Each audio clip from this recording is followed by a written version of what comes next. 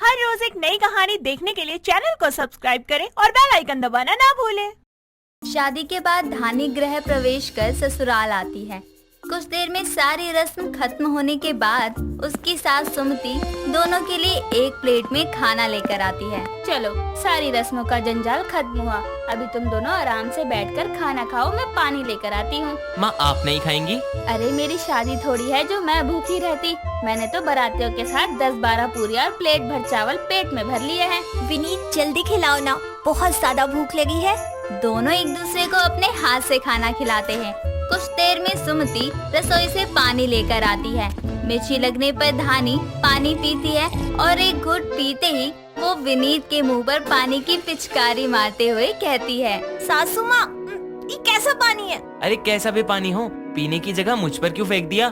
कैसा पानी है से क्या मतलब है तेरा? पीने का पानी है बहू, जग से निकाल कर आई हूँ। मतलब ये आरओ का पानी नहीं है। मैं तो पीते ही समझ गई थी, इसमें अजीब सा स्वाद आ रहा है। स्वाद? अरे बहू, ये खाना नहीं पानी है। पानी का तो कोई स्वाद ही नहीं होता। स्वाद नहीं होता लेकिन शुद्धता तो होती है ना, और वो शुद्धता बस आरओ के पानी में होती है सासू माँ। मुझे आरओ का पानी पीने की आदत है। अरे पानी छोड़ो, तुम ये खाना तो खत्म करो। मेरा खाना पीना हो गया, मैं बहुत थक गई हूँ, मैं कमरे में जा रही हूँ। इतना कहकर धानी वहाँ से चली जाती है। अगले दिन धानी सुबह तैयार होकर हॉल में बैठी मैगजीन पढ़ रही होती है।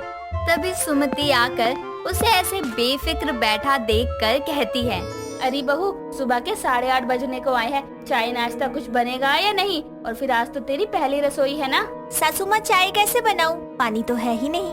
क्यों मजाक करती है? पीने के पानी की बढ़िया सप्लाई है मोहल्ले में, 12 घंटे लगातार पानी आता है। हाँ, तो क्या फायदा उस पानी का जो प्योरीफाई ना हो? देखो सासू माँ, मैंने आपको कल ही बता दिया था, मुझे आरओ का पानी पीने की आदत है, तो जितनी जल्दी हो सके घर में आरओ लगवा दीजिए। ये क्या बात हुई? आरओ नहीं लगा तो तू क्या प्यासी रहेगी? बिल्कुल, समझ लूंगी कि मेरा निर्जला उपवास है। आरओ का पानी ना होने के चलते सबके लिए प्योर दूध वाली चाय बनाती हूँ। अरे बहू, सिर्फ दूध में बनी चाय मुझे नहीं भाती। हाँ, तो आप अपनी चाय खुद बना लीजिए। धानी की बातें सुन सुमति अपना सर पकड़कर बैठ जाती है और उसी दिन विनीत से कहकर किचन में एक आरओ प्यूरिफायर लगवा देती है, जिसके लगते ही धानी ग्लास लिए उसमें से पानी निकालकर पीते हुए कहती है, आहा, अब लग रहा है पानी पी रही हूँ। चलो, प्यास तो बुझी मेरी। चुप कर नलायक, तेरी प्यास बुझाने के चक्कर में मुझे 12,000 का चूना लग गया। सासू माँ, तो क्या हुआ? अभी आप भी आरओ का प्योरीफाई पानी पिएंगी? अरे जा, अब तक मैं प्यासी नहीं मर रही थी। ये मशीन से निकला पानी के अमृत बन जाता है। ला जरा, मैं भी तो पीकर देखूं। तभी धानी उसे आरओ से पानी निकाल कर देती है, जिसे पीते ही सुमति बेकार सा मुंह बनाते हुए उससे कहती है, ये पानी पीने की आदत है तुझे? इससे अच्छा तो मेरी टंकी का खारा पानी है। कैसा हल्का कड़वा सा स्वाद है इसका। सासू माँ, ये मशीन पानी के सारे बैक्टीरिया खत्म करके उसे प्योरीफाई करती है। आपने कभी आरओ का पानी नहीं पिया ना, इसीलिए आपको अजीब अजीब लग रहा है। हाय दैया, ना जाने कैसी आरओ का पानी पीने वाली बहू पल्ले पड़ी है मेरे। आते ही मेरा खर्चा करवा दिया। समय बीतता है। अब धानी आरओ का पानी तो पीती ही पीती, साथ ही उससे चाय और खाना बनाने के लिए भी इस्तेमाल किया करती, जिसके कारण हर वक्त मशीन चलती रहती। जिससे अब बिजली का बिल आता तो उसे देखकर विनीत की हवाइयाँ उड़ जाती हैं और वो दोनों को बुलाकर कहता है, माँ, धानी, बिजली का बिल इस महीने इतना क्यों आया है? जरूर आप लोग पूरा दिन एसी चलाए रखते होंगे। अरे एसी तो सुबह शाम चलता है बेटा, लेकिन इसका वो आरओ 24 घंटे चालू रहता है। पीने तो पीने, ये तो खाना भी उसी से निकले पानी से बनाती है। और ये तो अभी शुरुआत है, एक दिन वो भी आएगा जब ये आरओ के पानी से नहाने भी लगेगी। अरे हाँ, ये बात तो मैंने सोची ही नहीं थी। थैंक यू सासू माँ, अब मैं आरओ के पानी से नहाया भी करूँगी। माँ, आपका बोलना जरूरी था क्या? अरे धानी, जब सब कुछ आरओ से ही करोगी तो टंकी में पानी क्या अकाल के लिए संजो कर रखेंगे? देखो, ऐसी बेतुकी हरकत मत करना। इसमें बेतु का क्या है? आरओ का पानी शरीर को अंदर से स्वस्थ रखता है। अगर मैं आरओ के पानी से नहाऊंगी तो मेरी स्किन के बाहरी कीटाणु भी मर जाएंगे। मैं चाय लेकर आती हूँ। अरे धानी, अरे यार। धानी विनीत की सुने बिना ही रसोई में चली जाती है और बिल को देखकर विनीत सर पकड़े बोलता है, माँ, इस आरओ वाली को कौन समझाए अब? चिंता मत कर बेटा, एक आरओ का पानी पीने वाली को अब मैं गांव के तालाब का पानी पिलाऊंगी। तू हम तीनों की गांव जाने की टिकट करवा बस। विनीत अपनी माँ के कहने पर तीनों की गांव जाने की टिकट करवा लेता है और अगले हफ्ते तीनों गांव जाने के लिए निकल जाते हैं। शाम तक तीनों गांव पहुंच जाते हैं, जहां उसकी बुआ सास सुरेखा उनका स्वागत करती है और पानी देते हुए उनसे कहती है, तीनों थक गए होंगे, लो मटके का पानी पी लो। मटके का? नहीं नहीं, वो बुआ जी मैं आरओ का पानी ही पीती हूँ। आरओ का तो पता नहीं, लेकिन हाँ पारो के यहाँ से फ्रिज का ठंडा पानी मंगवा देती हूँ। बुआ जी आप समझी नहीं, मैं आरओ मशीन का पानी पीती हूँ। खैर आप चिंता मत करिए, मैं पानी अपने साथ लाई हूँ। इतना कहकर वो अपने बैग से पानी की बोतल निकालती है, जिसे देखकर उसका पति और सास दोनों हैरान रह जाते हैं। तुमने रास्ते में इतना पानी पिया, फिर भी ये बोतल भरी हुई है? क्योंकि ऐसी 8-10 आरओ के पानी की भारी बोतलें मैं अपने साथ लाई हूँ। मुझे पता था गांव में मुझे आरओ का पानी नहीं मिलेगा, इसीलिए मैं अपना जुगाड़ साथ लेकर आई हूँ। अरे भाभी तुम क्या देख रही हो, पानी ले लो कि तुम भी अपनी बहू के जैसे मशीन का पानी पीती हो। ना ना जीजी, मुझे प्यास बुझाने से मतलब है, लाओ दो पानी। मैं भी देखती हूँ इसका आरओ का पानी कितने दिन चलता है। रात के समय जब सभी खाना खाकर सो जाते हैं तो सुमति चुपके से धानी के बैग में रखी आरओ के पानी से भरी बोतलों का पानी पौधों में डालकर उसमें दूसरा पानी भर देती है। अगली सुबह धानी खाना खाने के बाद वही पानी पीती है, लेकिन उसे कुछ पता नहीं चलता। ऐसे ही समय बीतता है और वो उन्हीं बोतलों का पानी पिया करती। जब सारी बोतलों का पानी खत्म हो जाता है तो वो अपनी सास से कहती है, सासू माँ हम अपने घर वापस कब जाएंगे? वो क्या है ना, मैं जितनी बोतलें लाई थी ना पानी की वो खत्म हो गई हैं। हाँ तो बिस्लरी पानी ला देता हूँ तुम्हारे लिए। जी नहीं, मुझे नहीं पीना कोई बिस्लेरी फिस्लेरी, मुझे सिर्फ आरओ का पानी सूट करता है। अरे बहू पानी तो पानी होता है, क्या आरओ का क्या बिस्लरी का, हम गांव वाले तो कुएं का पानी ही पीते हैं। और क्या, वैसे भी इतने दिन से तू वो ही पानी पी रही थी।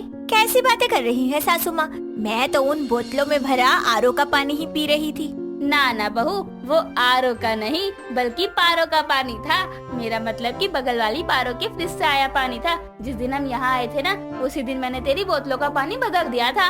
यानी इतने दिन से मैं आरओ का पानी नहीं पी रही थी? इतना कहकर वो बेहोश हो जाती है। कुछ देर बाद जब पानी की छींटे मारने पर उसे होश आता है तो वो उठते ही कहती है, ये आरओ के पानी की छींटे मारी आपने? अरे ओ आरओ के पानी वाली धानी, क्या हर वक्त आरओ आरओ करती रहती है? देख, इतने दिन से तू आरओ का पानी नहीं पी रही थी तो कुछ हुआ नहीं ना? देख बहू, आरओ का पानी पीना कोई गलत बात नहीं है, लेकिन आरओ के अलावा कहीं का पानी ना पीना तो बेकार की जिद है। बिल्कुल बहू, अब तेरे घर में आरओ लगा है, लेकिन गांव में तो ऐसा कुछ नहीं होता ना।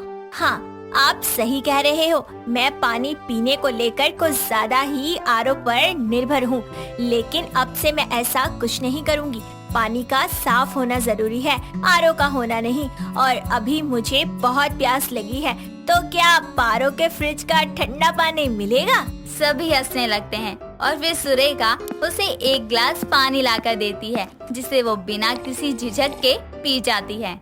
दीपक अपनी मेडिसिन की शॉप पर एक कस्टमर से डील कर रहा होता है। तभी उसकी दुकान पर एक लड़की आती है, जिसे देखकर दीपक अपनी सुध-बुध खो जाता है और उसे बस देखता रहता है। मन ही मन में उसे देखकर दीपक बोलता है, यार इतनी भी खूबसूरत लड़कियां होती हैं क्या दुनिया में? कैसी गोरी चिट्टी पैरासीटामोल गोली की तरह है, और चेहरे की क्यूटनेस तो बिल्कुल 5 साल के बच्चे की तरह है, जो मुझसे बोल रही है 10 रुपए के तुरतुरे दे दो। हेलो सर, मैं आपसे पूछ रही हूँ, क्या आपके पास ये दवाई मिल जाएगी?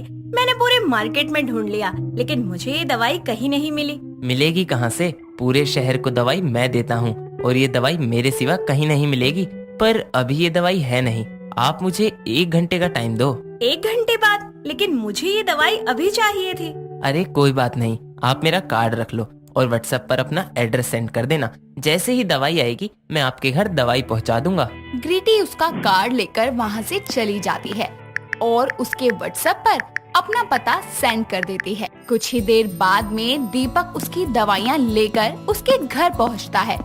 उसको अपने घर पर देखकर ग्रीटी उसके हाथों से दवाइयाँ लेकर उसे बोलती है। अरे आप खुद आ गए दवाई लेकर? हाँ जी, वो शॉप पर ना कोई लड़का नहीं था और आपने बोला था कि आपको जल्द से जल्द दवाई चाहिए, बस इसीलिए मैं खुद आ गया।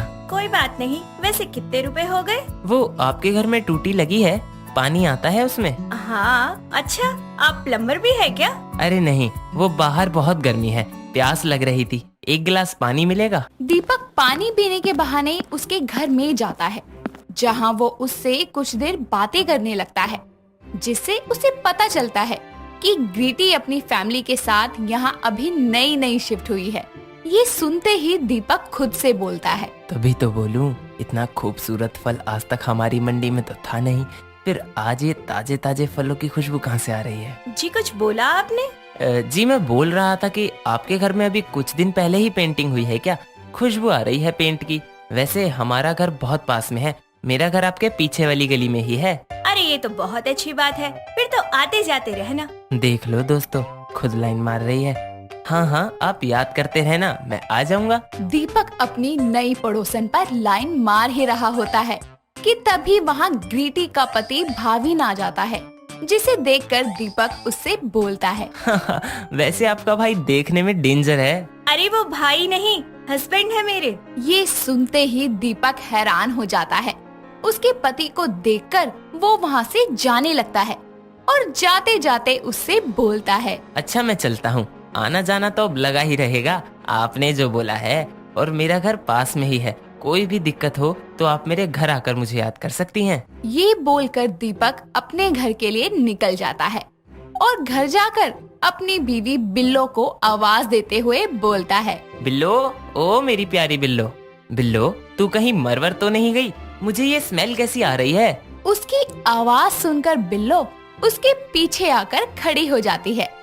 जैसे ही दीपक पीछे मुड़ता है, अपनी बीवी को अपने सामने देखकर वो बेड पर गिर जाता है। बिल्लो अपने पति को देखकर गुस्से से उसे बोलती है, अभी मरी नहीं हूँ और तुम कब से डिलीवरी करने लगे? बिल्लो डार्लिंग, मैं केमिस्ट वाला हूँ, डॉक्टर थोड़ी जो डिलीवरी करूँगा। ओ मोटे दिमाग के आदमी, होम डिलीवरी की बात कर रही थी। तो अब मुझे ये बताओ कि तुम कहाँ और किसके घर और क्या डिलीवर करने गए थे? ये राज मेरे सारे राज खोल देगा। अरे वो लंच टाइम था, अब तुम्हें तो पता है ना, लंच टाइम पर कोई हिलने को तैयार नहीं होता, और ये दवाई टाइम पर देनी जरूरी थी, इसीलिए मैं खुद चला गया। अच्छा तो काम करो, जितने लड़कों को तुमने काम पर रखा है ना, उन सबकी छुट्टी कर दो, क्योंकि सारा काम तो तुम्हें ही करना है, फिर उनको मुफ्त की सैलरी क्यों देना? अरे तू बोलेगी तो मैं तुझे भी कुछ नहीं दूंगा, अब खाना दे दे, नहीं तो यहीं भूख से मर जाऊंगा। बिल्लो दीपक को खाना देती है और खाना खाने के बाद दीपक ग्रीटी से चैट करने लगता है, पर बिल्लो ये सब देख लेती है। वही अगले दिन दीपक ग्रीटी और उसके पति को अपने घर पर बुलाता है, अपना घर दिखाने के लिए, जहां भाविन बिल्लो को देखकर उस पर लाइन मारने लगता है और अकेले में उसके पास जाकर बोलता है, वैसे आपके पति और मेरी बीवी की जैसी दोस्ती बन चुकी है ना, इन कुछ दिनों में हम भी वैसे दोस्त बन सकते हैं। क्यों, खुद की बीवी पसंद नहीं है जो मुझसे दोस्ती करनी है? घर की मुर्गी दाल बराबर, भला अपनी बीवी किसको पसंद होती है? हम पड़ोसी हैं, अब पड़ोसी दूर रहेंगे तो मुसीबत में साथ कौन देगा? बात तो सही बोल रहे हो, मैं सोच कर बताऊंगी। ये बोलकर बिल्लो वहाँ से ग्रीटी के पास जाती है और उससे कुछ देर बातें करने लगती है। ग्रीटी उससे बातें करके कुछ देर बाद में अपने पति के साथ घर चली जाती है और घर जाकर वो अपने पति से बोलती है, तुम्हें उसकी बीवी कैसी लगती है? तुमसे अच्छी, मेरा मतलब अच्छी है, तुमसे कम है, पर मुझे भी वो चुड़ैल बिल्कुल पसंद नहीं है। और सुनो, हमें उनसे कोई दोस्ती नहीं रखनी, अब से हम उन दोनों मियाँ बीवी की शक्ल भी नहीं देखेंगे। पर जान, तुम्हें मेरे साथ सोना है, I mean to say रहना है, तो तुम्हें तुम्हारी नई पड़ोसन की कसम है, दूर हो जाओ उससे। इतना बोलकर ग्रीटी सो जाती है। तो वहीं बिल्लो भी कुछ ऐसी बातें करके दीपक को ग्रीटी से दूर कर देती है, जिसके बाद दोनों आदमी बस वैसे अपनी आपके नई पति पड़ोसनों को और अपने मेरी बीवी सपने की में देखने लगते जैसी हैं। दोस्ती बन चुकी ऐसे है ना, ही एक इन दिन कुछ दिन दीपक अपनी शॉप से अपने घर जा रहा होता है और भाविन अपने ऑफिस से, जहां वो दोनों देखते हैं कि ग्रीटी और बिल्लो घर के बाहर खड़ी होकर बड़े ही प्यार से बातें कर रही हैं और ग्रीटी बिल्लो से बोलती है। सच में बिल्लो, तुम्हारा आइडिया बड़े कमाल का था। हमें कोई बहाना भी नहीं देना पड़ा और दोनों ने अपनी अपनी पड़ोसन पर लाइन मारना बंद कर दिया। अरे इनको लाइन पे लाना बहुत जरूरी था। अगर लाइन पर नहीं लाते तो इनकी गलतफहमी कैसे दूर होती कि घर की मुर्गी दाल बराबर नहीं होती, बल्कि घर की मुर्गी भी तंदूरी चिकन होती है। दोनों अपने प्लान के बारे में बात कर ही रही होती हैं, तो वहीं उन दोनों के पति उनकी सारी बातें सुन लेते हैं और एक दूसरे से बोलते हैं। इंसान सबसे बच सकता है पर अपनी बीवी की नजरों से नहीं। वैसे साले तेरी हिम्मत कैसे हुई मेरी बीवी पर लाइन मारने की? ठीक वैसे ही साले जैसे तेरी हिम्मत हुई, पर वो तो मेरी बीवी होशियार थी जिसने हमें गलती करने से रोक लिया। सही बोल रहा है तू। मेरी नई पड़ोसन कितनी होशियार है मुझे आज पता चला। पर भाई ये बात उन दोनों को नहीं पता चलनी चाहिए कि हमें उनकी सारी बात पता चल गई है। ये बोलकर दोनों अपने अपने रास्ते निकल जाते हैं। कुछ ही दिनों बाद में उनके मोहल्ले में एक नई पड़ोसन अपने दो भाई के साथ रहने आती है, जिसे देखकर दोनों फिर से अपने पहले वाले अवतार में आ जाते हैं और अपनी नई पड़ोसन के पास जाकर उससे बोलते हैं। शादीशुदा हो? नहीं, मैं यहाँ कुछ दिन काम के सिलसिले में आई हूँ। तुम्हारा वेलकम है हमारी नई पड़ोसन। जहाँ वो दोनों अपनी नई पड़ोसन का वेलकम कर रहे होते हैं, तो वहीं उसके दोनों भाई बाहर से उनकी बीवियों को बालकनी में देखकर लाइन मार रहे होते हैं। अपने चक्कर में ये दोनों एक बार फिर भूल गए कि इनकी पत्नियां भी हैं। दोस्तों, अगर आपको ये कहानी पसंद आई तो इसे लाइक करें, शेयर करें और कमेंट करके बताएं कि कहानी में आपको सबसे अच्छा क्या लगा।